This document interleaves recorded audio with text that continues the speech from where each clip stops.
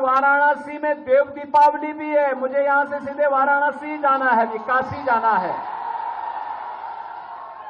लाखों की संख्या में देवताओं के आगमन की खुशी में दीप प्रज्वलित होंगे।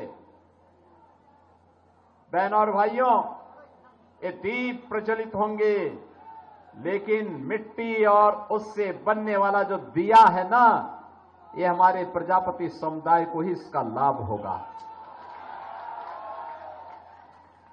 जिसमें तेल लगेगा, अन्नदाता किसान के पास उसका पैसा जाएगा। बहनों और भाइयों, भारत की सनातन धर्म की परंपरा कैसे समाज के प्रत्येक तबके को जोड़ करके उनके स्वावलंबन के लिए कार्य करती है, ये पर्व और त्योहार उसके उदाहरण हैं।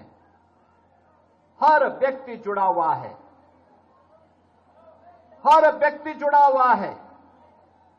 कोई पुजारी के रूप में है तो कोई माली के रूप में है, कोई कुमार के रूप में अपनी सेवाएं दे रहा है, कोई किसी अन्य रूप में सेवा दे करके आस्था का भी सम्मान कर रहा है और रोजगार का भी सृजन कर रहा है। बहनों और भाइयों, सासाराम का अपना एक गौरवशाली इतिहास है, रोहतास जनपद का अपना एक गौरवशाली इतिहास है, वैसे ही जैसे बिहार का है। बिहार, जहां मां जानकी ने जन्म लिया, बिहार जिस धरा ने भगवान बुद्ध को ज्ञान प्रदान किया, बिहार की धरा जहां पर 24वें तीर्थंकर भगवान महावीर का जन्म हुआ, ये बिहार की ही धरती है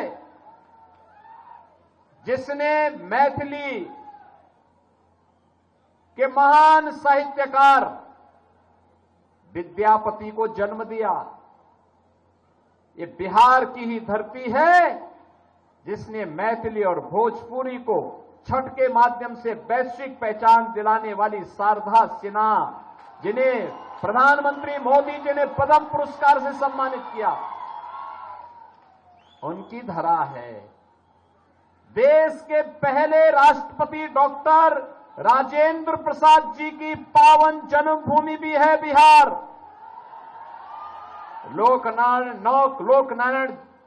लोकनायक जयप्रकाश नारायण जी और जननायक कर्पूरी ठाकुर, जिन्हें प्रधानमंत्री जी ने गत वर्ष ही भारत रत्न देकर के उनकी सेवाओं को सम्मानित किया है, ऐसी पावन धरा को कोटि कोटि नमन करते हुए मैं आप सभी का अभिनंदन करता हूं। एक गौरवशाली परंपरा के वारिस हैं आप, लेकिन कौन लोग हैं, कौन लोग थे जिन्होंने बिहार के नौजवानों के सामने पहचान का संकट खड़ा कर दिया? वे कौन लोग थे जिन लोगों ने बिहार के अन्नदाता किसानों को आत्महत्या करने के लिए मजबूर कर दिया? वे कौन लोग थे जिन्होंने बिहार के व्यापारी और उद्यमियों के सामने सुरक्षा का भीषण संकट खड़ा कर दिया? कौन लोग थे जिन्होंने बहन और बेटियों की सुरक्षा में सेंध लगाने का काम किया था? ये वही लोग हैं। बहनों और भाइयों, आज बड़े बड़े घोषणाएं कर रहे हैं, लेकिन ये वही लोग हैं जिन लोगों ने आज महागठबंधन बना करके फिर से ठगी की अपनी दुकान खोल करके चुनाव के बहाने आपके बीच में आए हैं।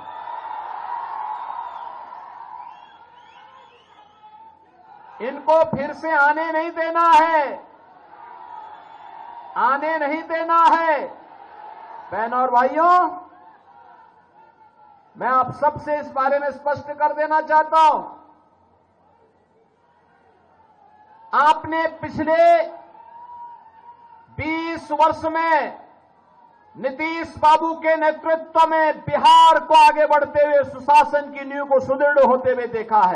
हमसे जुड़े रहने के लिए हमारे YouTube चैनल को सब्सक्राइब करें और नई वीडियो की नोटिफिकेशन के लिए बेल आइकॉन को दबाएं। अगर आप ये वीडियो Facebook पर देख रहे हैं तो लाइक जरूर करें और ज्यादा से ज्यादा शेयर करें। धन्यवाद।